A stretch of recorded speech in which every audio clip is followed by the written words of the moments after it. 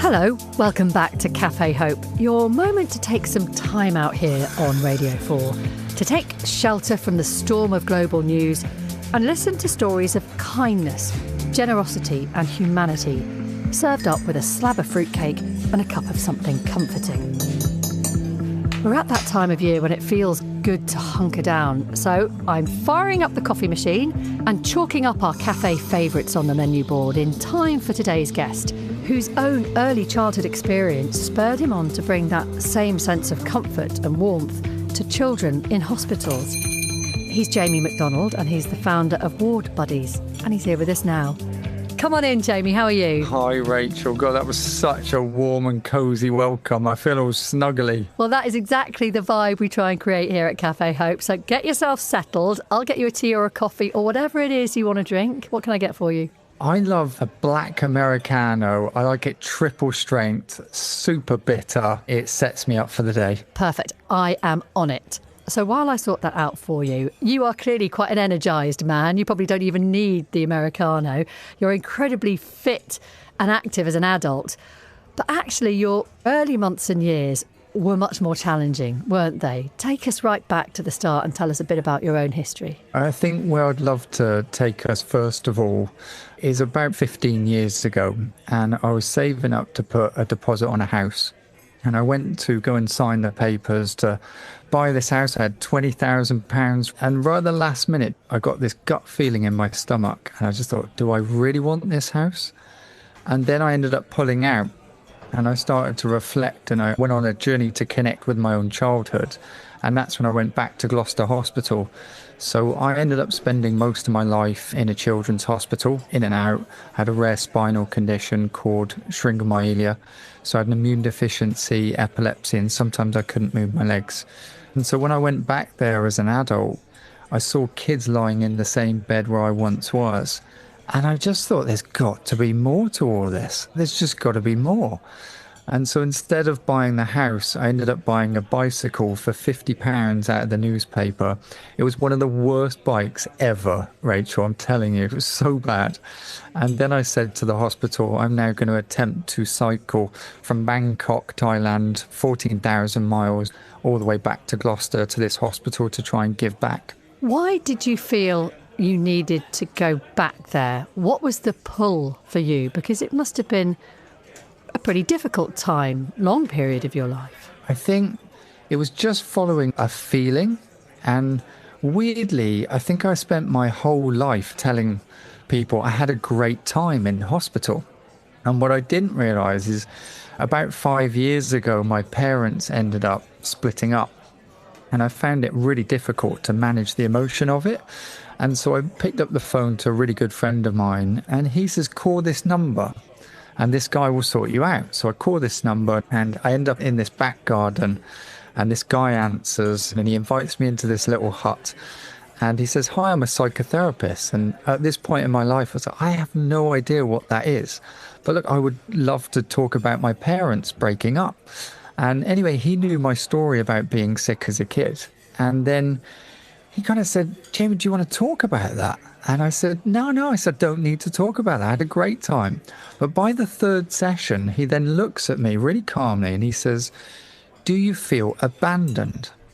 And you know, like a meerkat where your ears kind of pucker up. I go, why are you asking me that? Now, these therapy sessions are really strict. When it's the end of the session, it's not a minute over. So he asked me this question. It's like, right, off you go. And the following day, out of nowhere, I just got hit with this massive shock of flashbacks, emotions. I could see myself being back in hospital really young. I couldn't even pinpoint the age, but it was like red colours. And the whole time I was just crying my heart out in the fetal position. And the flashbacks went older and older and older, all the way up to when I was about 7. And I remember it like it was yesterday, the bleep, the nurses, all the lot. And then I kind of came out of it and I just thought, what the hell just happened? And so I went back to see John and I said, what happened? And he said, well, I'd like to welcome you to childhood trauma. And we went on this beautiful journey and I suddenly realised that the story I'd been telling myself this whole time, all the way through, that I had a great time, actually wasn't true. And I completely cut off the true emotion of this emotion of abandonment. And then naturally I picked up the phone to my mum, Rachel, and I'm like, Mum, did you leave me in hospital? I'm like, why did you do that? And of course, then a huge emotion of guilt comes out then of, I didn't want to leave you, but we had financial pressures. I've also got a brother, so they had to look after him. It was a beautiful journey to go on, and I come out the other side and I feel a lot more at peace now. But difficult for you to confront, difficult, I'm sure, for your mum to confront as well. Yeah, we had a good cup of tea over it, Rachel. That sorts all problems, doesn't it? Have a good cup of tea. Well, that's our philosophy here. But it also takes a bit of work, a bit of emotional honesty and an openness to the idea that we can revisit those things, but not be afraid of them, look at them, and then how we sort of build and grow from there. And that's definitely something that you've managed to do. And you were struck then with this mission, helping children who were in a similar position to you. I've got lots of relationships in children's hospitals, and at this point it's like 30 years on from my own experience. But then I picked up the phone to nurses and I said, I just want to ask, are children being left? And they're like, yeah, there's about 1 in 10. And suddenly this number just keeps popping up. So then I started to do some research, and I read tons of books on the attachment theory about what we need and the connection in those early years. And I'm going, hang on a minute, this same issue of parents not being able to be with their child still exists. Nothing's changed because they have to work and you've got other siblings to look after. And so then I decided to set up a charity. It's called Ward Buddies. We're now in Birmingham Children's Hospital. We've got a doctor psychologist, an assistant psychologist, a support worker. We've got 25 volunteers that are all trained. And we've been spending 7 months now trying to tackle this abandonment issue, trying to prevent it. And what sort of age range of children do you look after? We're trying to focus on the ages between birth and 7. I think that's our main priority for now, just because we know that that will have the greatest impact. And that's not to say that I don't think it's challenging for a teenager to be left for long periods of time. But I think as we grow, we want to gradually work our way up into the older years. And I think there's a way of doing it, and we're already working on it, where there's a way of connecting the children up so they can connect with each other. And then it takes off volunteer support or paid staff. So I think there's a way of doing it. But again, it's just got to be done well. And when you're dealing with children's lives, you don't want to rush it. It's got to be done to the absolute best. We've managed to reach nearly 400 babies and children. We're in the neonatal unit as well, which is a really challenging space because that's where parents are really fighting to try and get in there and give time to their babies, and they just can't. And so we're in there holding babies, giving them skin-on-skin contact, just to give them what they need, right? That's what we need when we're first born, is that human contact. How do you make sure you don't overwhelm or take over the place of parents? How do you make sure that the volunteers are suitable for this kind of role? It's incredibly sensitive. How difficult was that to overcome? So many people I've spoken to now say, oh, so can I volunteer and can I just jump in and play with the child? What we realised very quickly is that these families are in absolute overwhelm. So to approach them right, we make sure either the doctor or the assistant psychologist are the first point of contacts, because they need to build trust with the families. And then when they work out, is there a gap here whether the parent has to leave? That's when we'll work out whether one of the paid staff members will spend time with the child, or whether actually this case is okay to have a volunteer. We've got student psychologists as volunteers, so they're already passionate about this space. We've got a lot more work to go, and we're definitely not perfect. And I think our number one priority is making sure our care is just on the absolute utmost for every single family that we try and look after. The volunteers go in and they work one-on-one with one child and develop a relationship with them. Is that how it works? Yeah, we try and stick to the same person so they get that familiarity and consistency. But I think back to what I just said, which is we're not perfect. And I think what we realised quickly is we got all the student psychologists as volunteers, but of course they're on the same time schedule. So then we've realised there's gaps here and we're going, oh no, on a Thursday at this time, we're really struggling and there's kids there. So we're still working it out, but I think we're there, right? I think it's just, there's a few tweaks we need to make just to improve the care, but that's a forever journey. I don't think that will ever end. So sometimes it will simply be sitting there. Sometimes it will be talking, playing games, interacting in all different kinds of ways. Is that right?